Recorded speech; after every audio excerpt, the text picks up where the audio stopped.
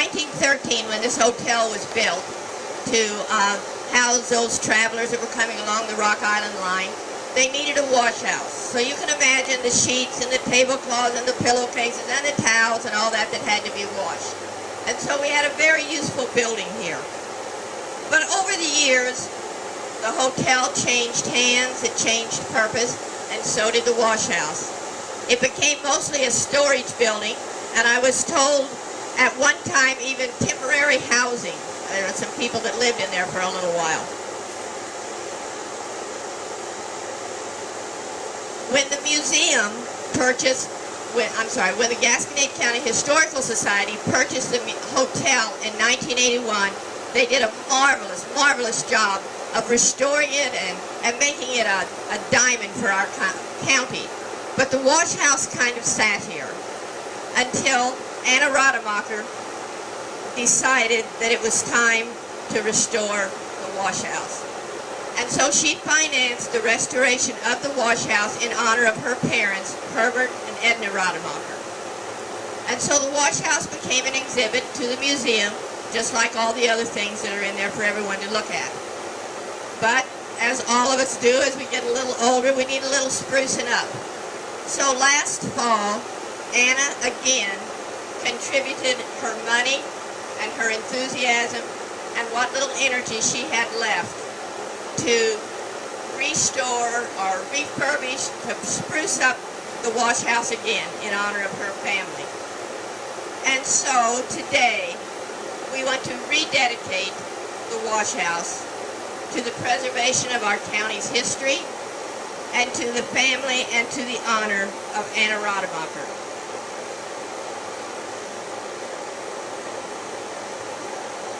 Not only do we want to say thank you for the work that she did with the society, but also to what she contributed to this community. And at this time, I'm going to have some people come up and talk to you about that. Lois? Anna was on the Gasconade County Historical Society Board for 15 1/2 years. She was president for 4 years and secretary before that. She was the guiding light for Century Homes, speaker series, cemetery walks, and the long-range planning that is in place for this museum.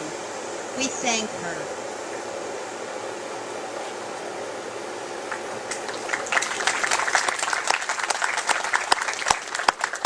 Susie? Remembering Anna. Anna and I were classmates. We graduated from high school the same year, but with me being a Gerald girl, I wasn't real familiar with all of the Owensville kids, and I did learn that Anna had such a kind heart, and she was a very, very sweet lady. But I really didn't get to know her until she bought the building and started the Farmers Merchant, and then she joined the Chamber of Commerce. That is when I really got to know Anna and to work with her and to see how, when Anna came to a meeting, everybody was kind of quiet if she wanted to say something. She didn't speak often, but when she did, you listened because you knew she had spent time researching whatever project it was that she wanted to bring forth. She could be tenacious about it, but she was also very, very kind, and we all loved her very much. So I think that the most I can say about Anna is that she was forward-looking, as we just heard. She always wanted to do things for the Owensville community, for the Downtown Association, and most of all, Anna had a heart for Owensville.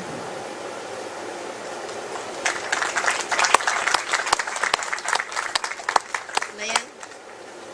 We'll remember Anna from a member of the Mullen Methodist Church. She was a lifelong member there. She helped with the Sunday school. She helped with various activities. Anytime there was anything going on, she was involved in it. She also represented this area at the annual conference for the Methodist Church. And one of the things, she had a vision of, even though our church was small and our congregation was getting older, she still had a vision for our church of what it would be in the future. And one of the fondest memories is with her German. A tradition at Woolham was after the Christmas program to sing Silent Night in German, and she always led got up and led that, and then she would comment about it. We need to learn our German a little better.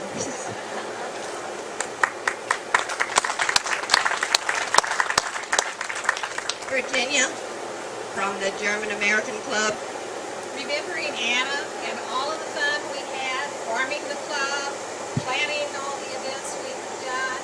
It all started back in 2000 when my husband and I actually went to Altona and were given copies of the diaries that Reverend Rauschenbusch had written and sent back to the Altona neighborhood.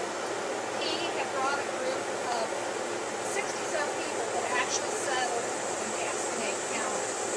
While we were there, Mr. Leakey said in 2004, I want you to plan a reunion of all the descendants of the people that came and settled in Gasconade County.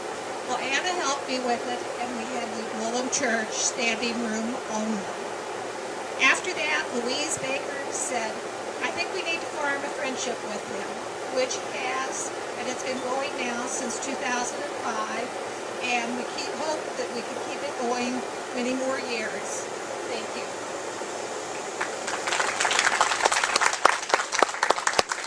Pam, from Arts on Main. Hi, I'm Pam Ellis from Artworks on Main. Remembering Anna bought and rehabbed the North First Street building in 2011, and it took nearly a year to rehab it. It was in pretty deplorable shape, and she wanted to start something special for the community, and her heart was on a gallery to introduce to art. And so in 2012, with her vision and leadership, she opened Artworks on Main. And I have been with the gallery as her right hand since 2012. So this is for you, Anna. Love you, miss you.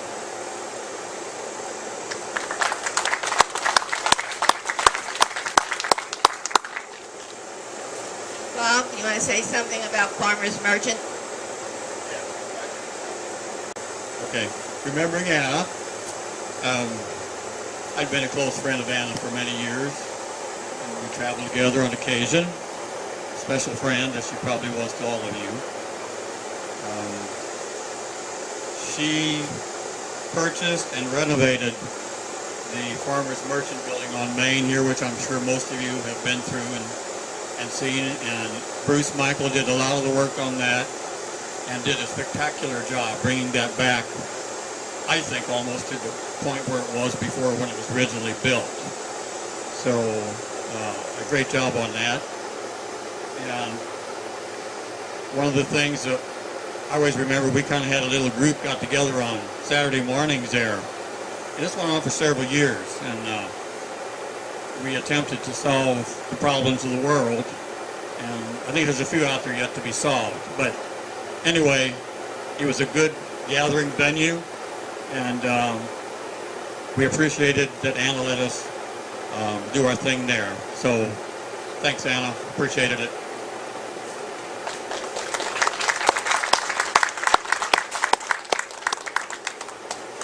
Jeanette from the book club. Well, I think the Farmers Merchant was done in 2003, and right after that we started the monthly book club for Owensville, and it's filled with diverse members.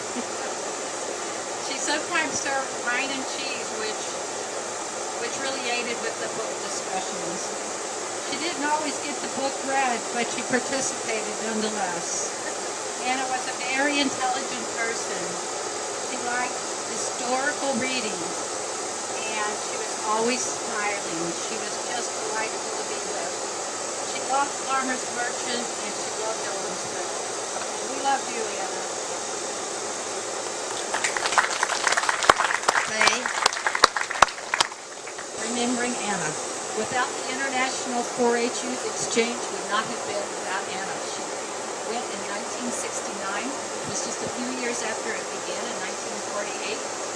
And without her handling our money, we probably wouldn't be around today. But she was also my best traveling bud, and we went around the world a couple of times.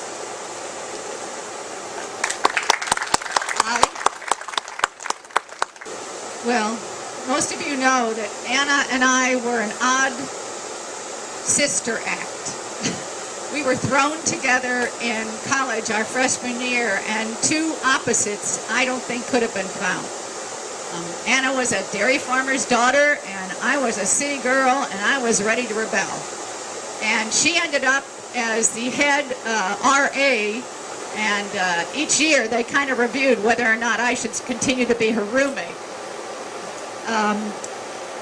Underneath what you might not recognize is that Anna had a rebellious spirit herself. I learned years later that she had wanted to take shop in high school. Her father even went up to the board to see if she could be let in, and they refused to change the rules. And that rankled her the rest of her life. She would bring that up every once in a while. I was a little rebellious as well. I led a demonstration in college, not because of civil rights necessarily or Vietnam War at the time, but because girls had all the rules and the boys had none. And I just found that that was unfair, and she commiserated, but she said that's the way it is. We each commiserated the fact that we had two brothers who seemed pretty useless to us. And they didn't appreciate us either. I think as we got older, both my brothers and Anna brothers kind of realized the value that a sister has. She and I were adventurous. She traveled the world, as many of you know.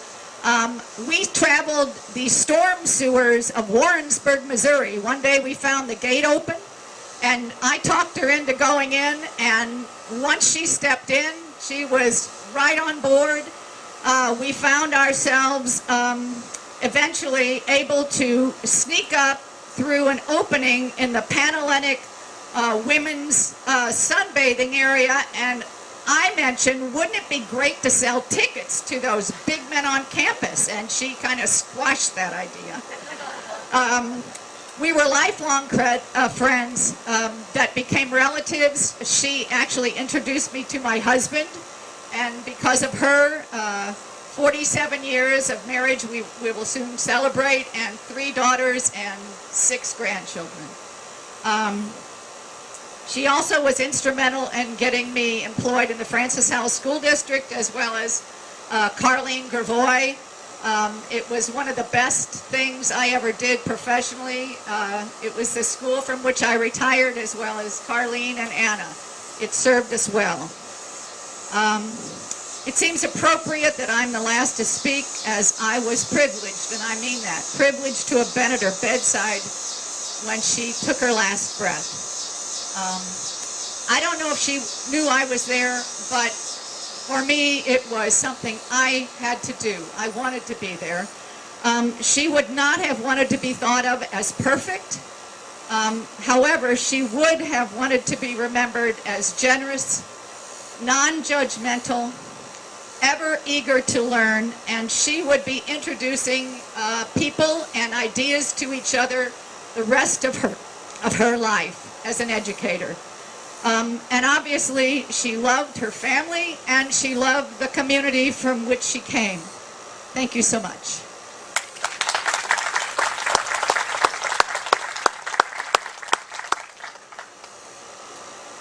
Thank you to everyone who spoke here today. And I know you all have memories of Anna, so I hope as the afternoon progresses you all can get together and share those memories with each other and remember her and all that she has done.